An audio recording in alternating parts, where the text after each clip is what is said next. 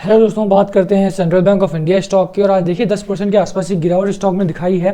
तो इस वीडियो में हम बात करेंगे कि 10% की गिरावट सबसे पहली बात तो हुई क्यों है, क्योंकि आज हाई वॉल्यूम में भी आया है और गेन बहुत तेजी से हुआ था। 3-4 दिन आप देखेंगे तो 20%, 18%, 19% के आसपास का गेन यहाँ पर डेली दिखा रहा था लगातार 3 दिन। आज गिरावट हुई तो रीजंस की बात करेंगे, गिरावट क्यों हुई है सबसे पहली बात। और दूसरी बात कि अगर कोई लॉस में हो गया है, आज किसी ने बाइंग की है यहाँ पर, तो क्या वहां पर लॉस बुक करके मंडे को बाहर आ जाने का डिसीजन सही होगा या नहीं। एंड मोस्ट इंपॉर्टेंट, अगर प्रॉफिट में हो आप यहाँ पर, तो क्या प्रॉफिट बुक करके बाहर आ जाना चाहिए, क्योंकि काफी प्रॉफिट हो चुका है, 3 दिन लगातार ये गेन हुआ है। आज 10% के आसपास एक गिरावट जरूर देखी गई है, बट स्टिल आप प्रॉफिट में ही होंगे। अगर आप 3 दिन होल्ड करके रखे हैं अपने स्टॉक को, तो क्या प्रॉफिट बुक करके बाहर आ जाने का डिसीजन सही होगा या नहीं। एंड जैसे खबर आई है प्राइवेटाइज किया जाएगा सेंट्रल बैंक ऑफ इंडिया को, और वहां से गिरावट उछाल हुआ था स्टॉक में, और आज गिरावट का माहौल है। तो क्या यहाँ पर बाइंग कर सकते हैं, क्योंकि अभी तो खबर आई है और जैसे ही प्राइवेटाइज होगा क्या वहां पर और ज्यादा स्टॉक प्राइस बढ़ेगा या नहीं। सभी खबरों के बारे में, सभी क्वेश्चन के बारे में डिटेल में चर्चा करेंगे। और सबसे पहले आप चैनल पर नए हो तो प्लीज चैनल को सब्सक्राइब कर लो and hit the bell icon, वो घंटे वाला जो निशान है उसे दबा दीजिए ताकि आप नोटिफिकेशन पा सके टाइम से। चलिए शुरू करते हैं। बात करें सेंट्रल बैंक ऑफ इंडिया की, तो आप देखिए वॉल्यूम बहुत अच्छा है इसमें। आज भी हाई वॉल्यूम का एक गेन यहाँ पर हुआ है। हाई वॉल्यूम जब भी आता है तो वहां पर एक चीज तय हो जाती है, अगर प्राइस बढ़ा है तो वहां पर बहुत ज्यादा माल खरीदा गया है, अगर प्राइस डाउन गया है हमारा तो वहां डंपिंग बहुत ज्यादा हुई है। और यहाँ पर डंपिंग हुई है, साफ तौर पर देखा जा सकता है, क्योंकि 10% के आसपास स्टॉक में गिरावट है। और अगर इतनी ज़्यादा डंपिंग यहाँ पर स्टॉक में होती है तो वहाँ पर आने वाले दिनों में भी आप थोड़ा सा एक करेक्शन का जोन यहाँ पर कर सकते हैं एक्सपेक्ट, क्योंकि यहाँ पर आप देखिए कि जब भी गिरावट होगी तो हर पैनिक मोड क्रिएट होता है बाजार में। जब भी बाजार में पैनिक मोड क्रिएट हो जाएगा तो वो जल्दी से नहीं जाता है, जो फ्री सप्लाई आ जाती है बाजार में। आप देखिए 137 मिलियन का वॉल्यूम यहाँ पे आज डंप किया गया है। डिलीवरी की भी बात करेंगे कि कितनी बाइंग हुई और कितनी सेलिंग हुई, तो आप देखिए कि सुबह के टाइम में अगर आप देखेंगे इस चार्ट को तो ठीक ठाक हमारा मोमेंटम में था चार्ट, ठीक है। और उसके बाद लगातार 12 बजे के बाद आप देखेंगे तो 12 बजे के बाद यहाँ पर गिरावट हुई है और वहां से लगातार ये स्टॉक उसी लेवल पे बना रहा है, 21 रुपये 60 पैसे के लेवल पे बना रहा है। स्टॉक में अगर हम देखें तो सेंट्रल बैंक ऑफ इंडिया का जो स्टॉक रहा है हमारा ओवर द रेस के 3 दिन 4 दिन तो ठीक ठाक इसने परफॉर्म किया है, बट आज गिरावट हुई है। तो गिरावट के कुछ कारणों की बात करें सबसे पहले, तो अब देखिए सबसे पहला जो रीजन रहा है कि बाजार में बहुत ज्यादा गिरावट का माहौल है इस समय पर। बाजार में जब भी गिरावट होती है, देखेंगे निफ्टी 50 में गिरावट है, निफ्टी 50 का चौथा दिन है लगातार जब गिरावट में है।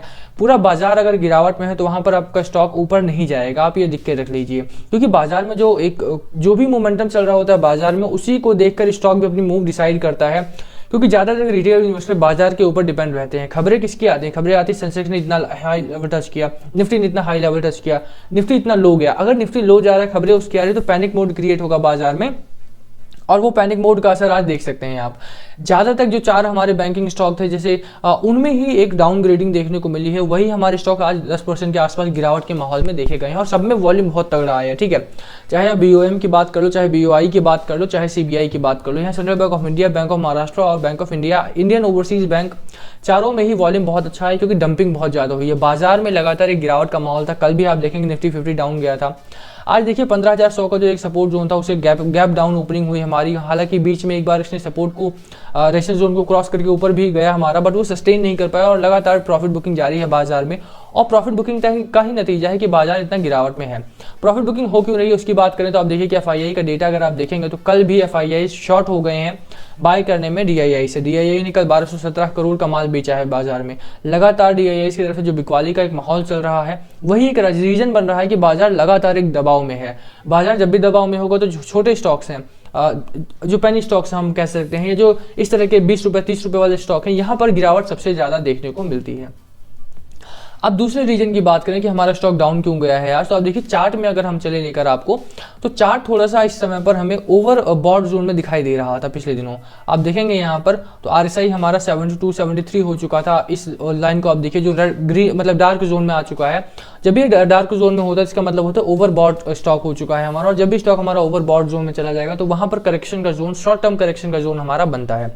तो दूसरा रीजन है हमारे टेक्निकल्स बहुत खराब हो चुके थे स्टॉक के। लगातार एक खरीदारी हो रही थी, ओवर बॉट जोन में चला गया था। उतने स्टॉक्स सप्लाई में नहीं थे जितनी खरीदारी हो रही थी, और वो एक कारण बनता है हमारा कि गिरावट होती, करेक्शन का जोन आता है स्टॉक में। अब आप देखिए कि तीसरा रीजन है जो टेक्निकल्स की बात करें अगर हम, तो यहाँ पर बोलिंजर बैंड है यहाँ ये हमारा, और आउट ऑफ बॉलिंजर बैंड हमारी ग्रोथ दिखाई दी थी पिछले दिनों।